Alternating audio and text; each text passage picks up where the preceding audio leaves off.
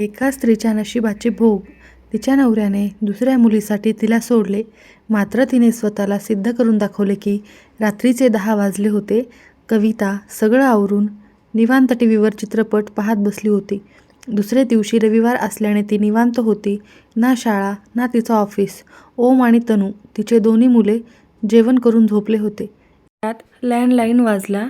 त्याचा आवाज त्या शांततेत कर्कश वाटला आणि ती नकळत दचकली. तिने सावरून फोन उचलला आणि ती फक्त ऐकत राहिली. शेवटी काहीही उत्तर न देता तिने फोन ठेवून दिला. तिच्या डोळ्यात पाणी होतं. ते दुःखाचं होतं की रागाचं हे मात्र कळत नव्हतं. समोरचा टीव्ही फोन आला म्हणून तिने म्यूट केला होता. आताही ती समोरचं चित्र पाहत राहिली, पण मनात विचारांनी गुंता केला होता. एकच प्रश्न होता, का? आणि उत्तर होतं नशिबाचे भोग. आणि नकळत तिचे मन भूतकाळात गेलं. कविता 2 मुलांनंतर झालेली मुलगी म्हणून लाडात वाढलेली. आईवडिलांनी काही कमी केलं नाही. सुखवस्तू, कुटुंब असल्याने लाडच झाले. कवितासुद्धा खूप हट्टी. एखादी गोष्ट पाहिजे म्हणजे पाहिजेच. पण हट्ट पूर्णही व्हायचेच. तसं ती राहायची ते छोटं गाव होतं.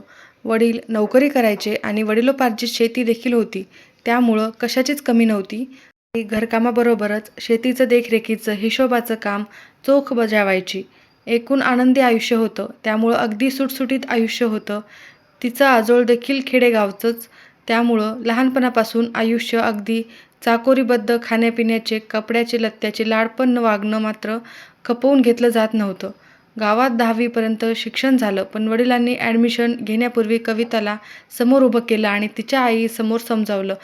चांगले मार्क मिळालेत आणि सगळ्यांचंच असे म्हणणे आहे, शिवाय तुझी देखील इच्छा आहे, तेव्हा पुढच्या शिक्षणासाठी परवानगी देतोय. गावात कॉलेज नाही, तेव्हा जिल्ह्याच्या कॉलेजात ॲडमिशन घ्यावे लागेल, पण खाली मान घालून जायचे, खाली मान घालून यायचे. वावगेपणा खपणार नाही.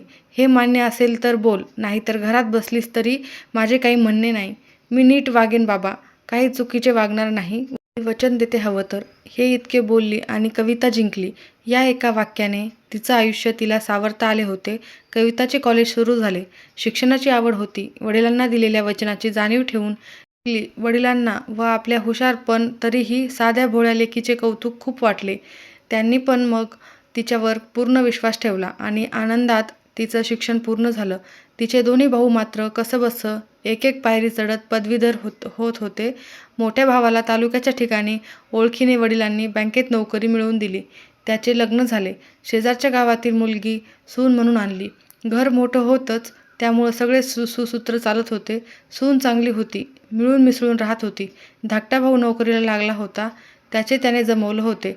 नकार द्यावा असं काही नव्हतं. गावातलीच मुलगी होती, चांगली होती. फक्त कविताच्या लग्नाची अट वडिलांनी ठेवली. कविता शेवटच्या वर्षाला असताना तिच्या शहरातल्या आत्याने एक स्थळ सुचवलं. एक दिवस बघण्याचा कार्यक्रम झाला. मुलाचे नाव सुमित होते.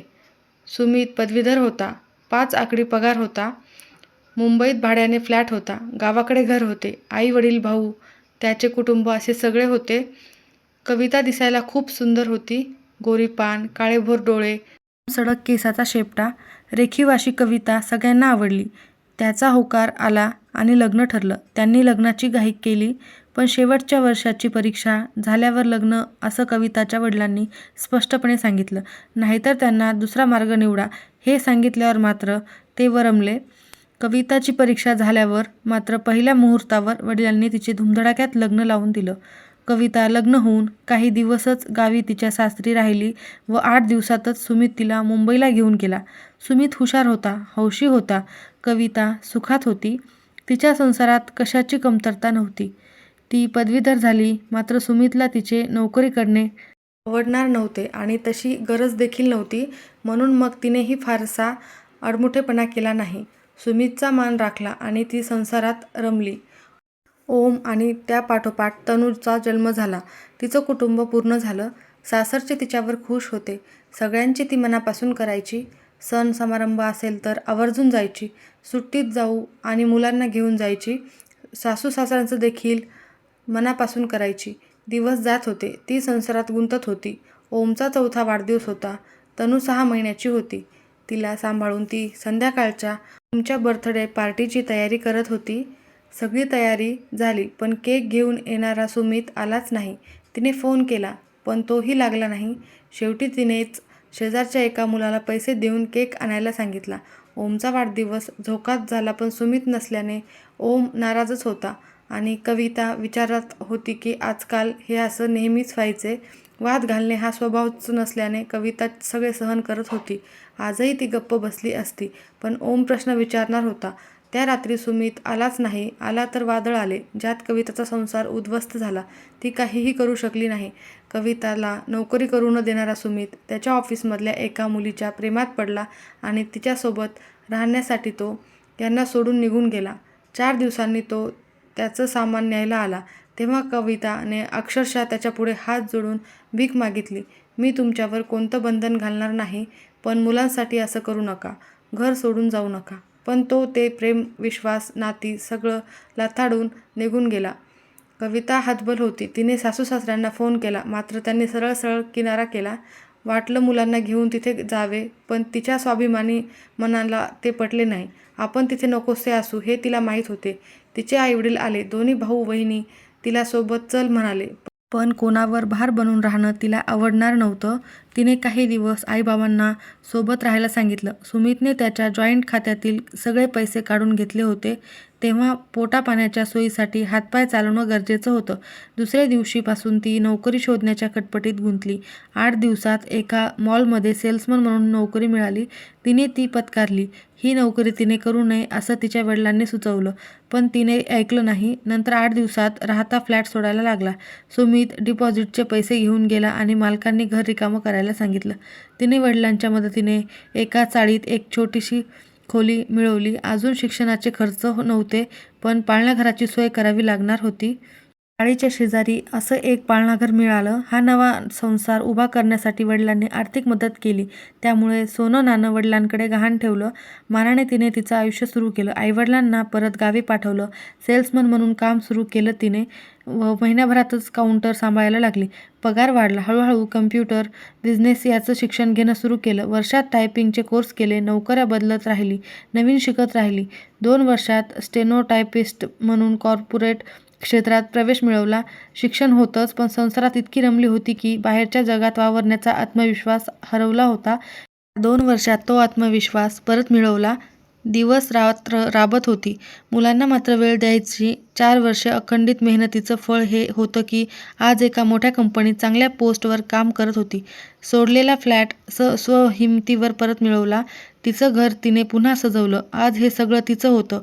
आज ती या घराची मालकीण होती. तिला उठ म्हणायची कोणी हिंमत करणारं नव्हतं. आज ती एक यशस्वी काम करणारी महिला होती. शिवाय मुलांना तिने जीवापाड जपलं होतं. तिला मिळालेल्या शिक्षणाचं तिने चीज केलं. आज 5 वर्षांनी अचानक सुमितला या घरकुलात परत यायचं होतं. आज पत्नी म्हणून ती जिंकली होती. उद्या तो येणार होता. ती दचकली. भानावर आली. समोर टीव्ही चालू होता. तो बंद करून ती झोपायला गेली.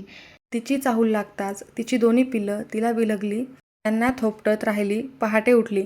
रात्रभर झोपलीच नव्हती. एक एक काम आवरत राहिली. कामवाल्या मावशींना सूचना देत राहिली. 9च्या सुमारास बेल वाजली. तिने दार उघडलं. तिच्या सासरची माणसं पाहून तिच्या कपाळावर आठ्या पडल्या. तरीही सौजन्य म्हणून तिने त्यांना आत घेतलं. अर्ध्या तासाने सुमित आला. त्याच्या हातात 2 सुटकेस होत्या. आल्यापासून त्याचा वावर अगदी सहज होता. मधली 5 वर्षे तो विसरला होता. मुलांना जवळ घेतलं. त्यांना खाऊ खेळणी दिली. मुलं मात्र त्याला टाळत राहिली. घरातला तो पुसटसा आठवत होता. तनू मात्र कविताला येऊन चिटकली. कविता मुलाशी नेहमीच खरं बोलली होती. आमचे बाबा कुठं आहेत यावर तिने मुलांना तुमच्या बाबांना मी आवडत नाही म्हणून ते मला सोडून गेले हे उत्तर दिलं होतं. मावशींनी चहा नाश्ता आणून ठेवला. त्यांनी कविताकडे पाहिले. बसा ना मावशी, तुम्ही घरच्या आहात ना, तुमच्यापासून काय लपलंय. सुमित मात्र तिला थांबवत मध्येच बोलला. कविता 1 मिनिट आले मी असं म्हणत कविता आत गेली. बाहेर येताना काही कागदपत्र घेऊन आली आणि ते तिने सुमितच्या हातात दिले. Divorce papers. हे काय आहे?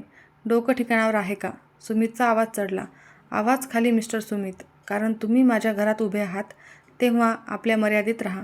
कविता शांतपणे स्पष्ट आवाजात म्हणाली. तिचा तो थंडपणा पाहून सुमित दचकला. तिच्या सासू-सासऱ्यांनी मध्ये बोलायचा प्रयत्न केला तर तिने त्यांच्याकडे असे पाहिले की ते खाली मान घालून गप्प बसले. हे जेव्हा घर सोडून गेले तेव्हा काही बोलला असतात समजूतीने तर आज कदाचित तुमचं बोलणं मी ऐकून घेतलं असतं. पण तुम्ही तेव्हा काही क्षणात नातं तोडलंत. मी मुलांना घेऊन गळ्यात पडेल अशी भीती वाटली तुम्हाला. मग आज खरं तर कोणत्या नात्याने आलात तेच कळलं नाही. बरं, जुनी ओळख आणि माणुसकी आलातच तर स्पष्टपणे सांगते, विनाकारण मला सल्ले द्यायचे म्हणून मी घरात घेतलं त्यामुळं नाहीत. काल फोन आल्यावर माझ्या घरच्यांना बोलवणं मला आवडत नव्हतं, पण आजपर्यंत माझ्या प्रश्नांची उत्तर मी स्वतः मिळवली, तशीच यापुढेही मिळवेन. तर मिस्टर सुमित, तुम्हाला परत यायचंच आहे, पण मला तुमची गरज नाही आहे. माझी मी समर्थ आहे जगायला. तुला कोणी भेटलं आहे का दुसरं? त्याच्याशी तुम्हाला देणं घेणं नाही. ज्या दिवशी आम्हाला रस्त्यावर भीक मागायला सोडून तुम्ही निघून गेलात, त्या क्षणी आपल्यातील नातं संपलं. या घराचं तुमचं डिपॉझिट तुम्ही परत घेऊन गेला होतात. हे घर मालक सांगतील. हे घर माझं आहे. माझ्या कंपनीने मला कर्ज दिल्यावर मी विकत घेतलंय. त्याचे पेपर्स आहेत. किंवा या तुम्ही, कारण यात माझा आणि तुमचा दोघांचाही वेळ वाया जातोय. आजचा वेळ मी माझ्या कुटुंबासाठी देते. ही मुलं माझी आहेत. मी हे सिद्ध करेन. मुलांना विचारा तुम्ही, ओळखतात तरी का बघा. ओम बेटा, मी बाबा आहे तुझा. ये माझ्याजवळ, सुमित निर्लज्जपणे म्हणाला. पण आई, तुम्हाला आवडत नव्हती, तुम्ही सोडून गेलात. मग आम्हाला का नाही घेऊन गेलात? 9 वर्षाचा ओम आईला बिलगत बोलला. तनू तर त्याच्याकडे पाहत देखील नव्हती. कविताने फक्त पैसे पुरवले नव्हते तर प्रेमही दिलं होतं. नोकरी करत करत तिने त्यांना जपलं होतं. स्वतः त्रास सहन केला होता, पण त्यांचं निरागस बालपण हरवू दिलं नव्हतं. ती जिंकली होती. मी कोर्टात जाईन. कोर्ट 5 वर्षाचा हिशोब मागेल आणि हो, संज्ञात होईपर्यंत मुलं आईकडेच राहतील. बाकी ती यायला तयार असतील तर घेऊन जा. मी आड येणार नाही. ती असं बोलली आणि सुमित चपराक बसल्यासारखा गप्प बसला. कारण तिच्यासहित मुलं हवी होती, नाहीतर मुलाचं लोळणं नको होतं. त्याने हार मान्य केली, हात जोडले. मी देखील भीक मागितली होती. तिच्यासह तुम्हाला स्वीकारायला तयार होते. ओ, मुलांसाठी पण तुम्ही लाथाडलंत, आता नाही. आणि हो, मुलांना मध्ये घेऊन शह देऊ पाहत असाल तर सांगते, मुलांनी एक तर मला निवडावं, नाहीतर तुम्हाला. पण मी तुम्हाला स्वीकारणार नाही. हा माझा अंतिम निर्णय आहे. असं म्हणून तिने दार उघडलं आणि हाताची घडी घालून ती नजर रोखून उभी होती. सुमित बॅगा ओढत बाहेर गेला आणि बाकीच्यांनी त्याचं अनुकरण केलं. तिने दार लावलं आणि इतका वेळ अडवून ठेवलेले अश्रू तिच्या डोळ्यातून ओघळले. तिची दोन्ही पिल्लं तिला येऊन बिलगली. आज एक आई जिंकली होती, एक स्त्री जिंकली होती.